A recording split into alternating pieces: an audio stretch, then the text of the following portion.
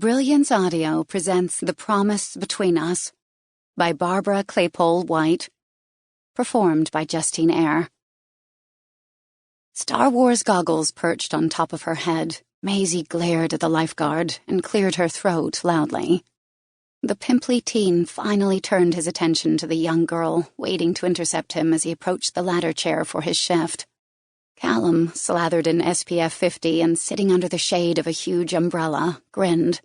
There was much to regret and second-guess in life, but not the last decade of fatherhood. Raising a confident, fearless child might be his greatest achievement. Might be his only achievement if he didn't finish the manuscript before the school year started. "This is my friend Ellie's first time at our pool." Maisie reached behind her for Ellie, who continued to stare at her toes. "And she'd like to take the 11-foot test, please." "You need to take it too," the lifeguard said. With a low laugh, Callum sat back to enjoy.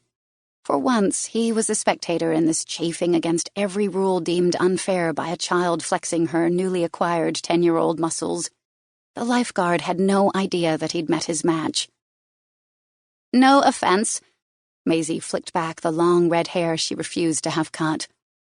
"But I take the test on the day the pool opens every summer, and since I turned 10 a whole week ago when my dad let me see Star Wars The Force Awakens, even though it's PG-13, I don't think I'll need to take the test ever again." Her eyes opened wide, as they always did when she was constructing her concluding argument. "Actually," Maisie continued, "I plan to start a petition to have it abolished for kids who have reached 10. We're quite old enough, thank you, to swim in the deep end without taking an annual test." "Even though your dad wishes you weren't." Callum swatted a mosquito on his thigh.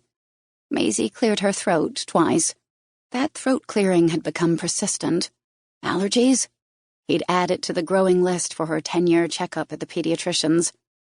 With a splash, Maisie and Ellie jumped in the pool, and Callum craned his neck to make sure they both resurfaced. As two small heads, one red, one blonde, bobbed up, his mind ran through the afternoon chores. Drive Ellie home, stop at Whole Foods to replenish his stock of melatonin, take their elderly neighbor's dog for a walk, and hopefully squeeze in a couple of hours on the manuscript before relaxing into Saturday evening with his family. Relaxation wasn't a chore, but it didn't come instinctively. Other parents at the pool made it look effortless, by ignoring their kids. That was never going to be an option. He couldn't even take his eyes off Maisie long enough to glimpse the headlines on his unopened New York Times. And with Ellie, he had double the responsibility. Kids squealed, and across the blue water, so artificially happy, Jake made an entrance with a cooler that likely contained the usual supplies.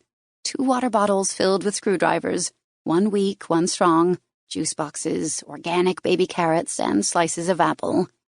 Bathing suit-clad moms followed his buddy's progress across the concrete. "Morning, Maisie." Oblivious to his audience for once, Jake walked to the edge of the pool, hooked a finger over his sunglasses, and slid them down the bridge of his nose. He blew Maisie a kiss, then pushed his sunglasses back into place. The woman on the chair won over, sighed.